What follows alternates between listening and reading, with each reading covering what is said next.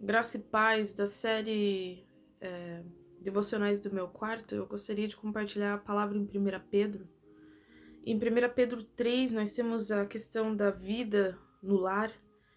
E infelizmente esse texto tem sido interpretado de várias formas, a maioria errônea. E principalmente no Brasil, a questão cultural machista tem falado de coisas que não são bíblicas, de coisas que eu creio que o nosso Jesus, que tira todo o paradigma, que quebra todo o paradigma de desrespeito à mulher, aprovaria o que nós temos pregado, falado a respeito da submissão de mulher. É importante que Pedro, nesse texto, ele está trabalhando com a questão da preservação do testemunho cristão em meio à perseguição, em meio às dificuldades da vida. E no texto anterior ele está falando sobre os escravos que deveriam obedecer a ponto de que quando eles fossem injuriados e tratados de forma má, eles deveriam continuar mantendo o testemunho cristão, porque assim se comportou Jesus. É interessante que Pedro está usando Jesus como exemplo de todas as nossas condutas, seja a conduta fora do lar, seja a conduta dentro do lar, seja a conduta dentro da igreja. Jesus é o que sofre caladamente, é o que deixa o exemplo a ser seguido de sofrimento, de dor e de luta. E também nós devemos ser esse tipo de cristão que segue o exemplo de Cristo. E aqui, quando ele começa em 1 Pedro 3, ele fala: mulheres, sede vós igualmente submissas ao vosso próprio marido, para que, se ele ainda não obedece a palavra, seja ganho sem palavra alguma, por meio do procedimento da sua esposa, a observar o vosso honesto comportamento cheio de temor. Não seja o adorno da esposa o que é exterior, como frisado de cabelos, adereços de ouro, aparatos de vestuário, seja, porém, o homem interior, unido ao incorruptível traje do espírito manso, tranquilo, que é de grande valor diante de Deus. Assim, pois assim foi assim também que a si mesmas se ataviaram outrora as santas mulheres que se esperavam em Deus, estando submissas ao seu próprio marido, como fazia Sara, que obedeceu a Abraão, chamando-lhe Senhor, da qual vós vos tornaste filhas, praticando o bem e não temendo a perturbação alguma. É um texto longo, são 6 versos. É interessante que ele dedica somente um para os homens, mas são esses primeiros 6 versos que eu gostaria de lhe dar. A primeira coisa que eu gostaria de falar antes de começar é que de nenhum momento Pedro está de acordo com violência e submissão.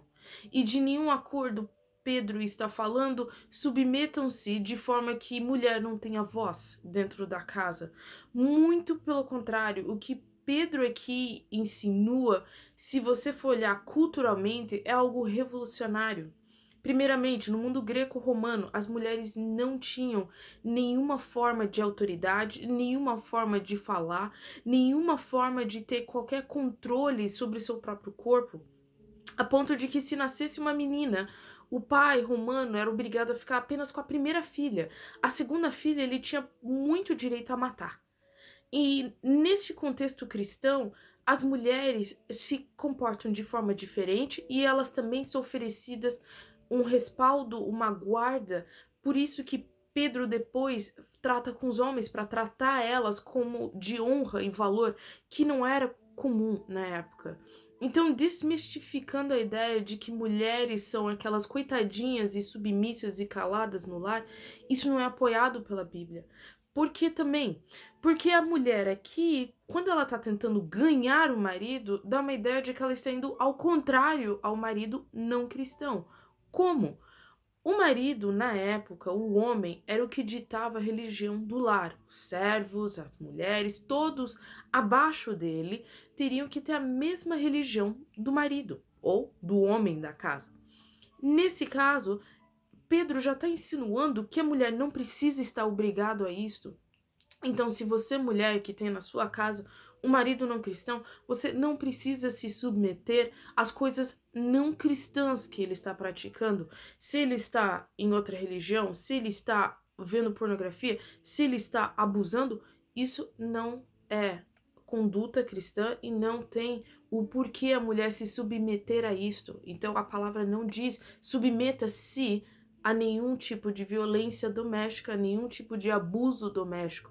Muito pelo contrário, em Romanos 13 a palavra já diz, né, que a gente se submete à autoridade de Deus, mas à autoridade dos homens. E qual é a autoridade pela Constituição da lei brasileira? É não a violência. Infelizmente, violência feminina acontece de forma maior dentro das igrejas. Segundo uma pesquisa, 40% das mulheres que denunciam maridos ou parceiros abusivos são cristãs, evangélicas. Então isso é uma coisa já para a gente entender que a escritura de forma nenhuma fala sobre isso. Mas o que ela está falando então sobre submissão? Naquela época era muito comum, principalmente as mulheres mais ricas, de se adornarem, de ficarem com enfeites bonitos e de tentarem sair do lar. Era um movimento que a gente diria um movimento para sair da casa, para poder ter autoridade sobre o marido e mandar e assim causar transtorno na família. O que Pedro está pedindo é que as mulheres ajam de acordo com a norma social para não envergonhar o evangelho, para não dizer que o evangelho é um evangelho que ensina a desordem no lar. Agora, o que é ordem e desordem no lar vem a ser de várias interpretações. Quando a palavra diz para se submeter ao vosso próprio marido, ele dá um critério apenas, e o critério é: submetam-se como se estivesse se submetendo ao Senhor. Hoje em dia nós temos pessoas que acreditam que se submeter ao marido significa que o marido tem que ser o ganha-pão, que o marido tem que tomar todas as decisões, que é o marido que tem que fazer tudo, enquanto a esposa só fica em casa limpando. Isso não é o que a Bíblia diz. Isso não é o que a palavra afirma. Muito pelo contrário, a palavra afirma que nós devemos nos submeter como se submetêssemos a Cristo por honra. E através do nosso comportamento a Deus, isso refletiria no nosso casamento. Então ele diz assim: submeta-se ao vosso próprio marido, não a qualquer um, para que ele, ainda que não obedece à palavra, seja ganho sem palavra alguma, por meio do procedimento de sua esposa. Ao observar o quê?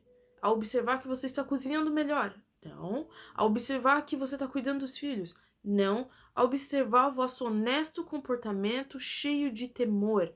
Temor a Deus. Então, a esposa que quer ganhar o marido, ela ganha através da oração e vice-versa. O marido que quer ganhar a esposa ganha através do comportamento cristão. Note que Pedro está falando da nossa conduta até agora com Deus, nossa conduta perante a Cristo. E ele disse assim: não seja o adorno da esposa o que é exterior, cabelo frisado, frisado de cabelos, adereço de ouro, os aparatos e de vestuários. Hoje em dia a sociedade nos diz como nós devemos nos comportar como mulher. Nós devemos estar sempre elegantes, bonitas, magras, bem arrumadas. E o que Pedro está falando é que antes dessas coisas, que não tem problema algum a mulher querer se arrumar, é de que nós devemos olhar para dentro dos nossos corações. E isso não é para poder julgar-nos e nos fazer nos sentir de que somos cristãs ruins, ou que não estamos fazendo nosso dever no lar. Muito pelo contrário, Pedro nos ajuda a entender que na nossa sociedade de hoje, que valoriza tanto o externo, nós devemos colocar valor dentro das coisas que estão dentro de nós, das coisas que são de Deus. E isso é importante. Aí ele continua: seja, porém, um homem interior do coração, unido ao incorruptível trajo de um espírito manso e tranquilo, que é de grande valor diante de Deus. Gente, o espírito manso e tranquilo não se resume só dentro da casa com os filhos e o marido. É uma conduta que é de todo o mundo, de todas as nossas condutas, fora e dentro do lar. Como a gente é visto pelas pessoas, como é que as pessoas conseguem, dão um testemunho de nós. E lembre-se, nós não estamos procurando isso apenas para termos um bom testemunho e falar, olha só que mulher boa. É para que a gente também mostre o caráter de Cristo. Lembre-se, Pedro está falando de uma conduta cristã para poder alcançar o mundo não cristão. A nossa conduta dentro do lar ou fora do lar deve ser de um espírito manso, deve ser de uma pessoa que, quando ouve algo, ela não retribui com mal, como eu disse no meu outro vídeo. É uma pessoa que, quando está ouvindo a voz do Senhor, ela pensa antes de falar, ela medita nas coisas do Senhor. E é um espírito que é tranquilo, tranquilo com as coisas da vida, tranquilo com amanhã, tranquilo porque ela mostra que ela confia em Deus. E aí ele continua, né? Pois quem fez isso foi as santas mulheres que esperavam em Deus. E ele continua, elas são tranquilas, elas esperam em Deus, elas vivem para Deus. Então, essa é a submissão que a gente está pensando. É uma submissão não à violência, mas é uma submissão a Deus primeiro e depois no lar. Mas como a submissão, eu vou falar num outro vídeo. Por enquanto a gente vai ficar só nesse texto aqui. E aqui quando ela diz como Sara que obedeceu a Abraão chamando-lhe Senhor. Aqui no sentido de Senhor é de que ela reconheceu o marido no lar, ela reconheceu a posição que ele tem no lar. Agora, a questão é, qual é essa posição? O que significa essa posição? A gente vai falar em outro vídeo. Mas, por enquanto, fica aqui entendendo que a esposa não temeu perturbação alguma. O que quer dizer isso? Ela não tem medo. Ela é do Senhor.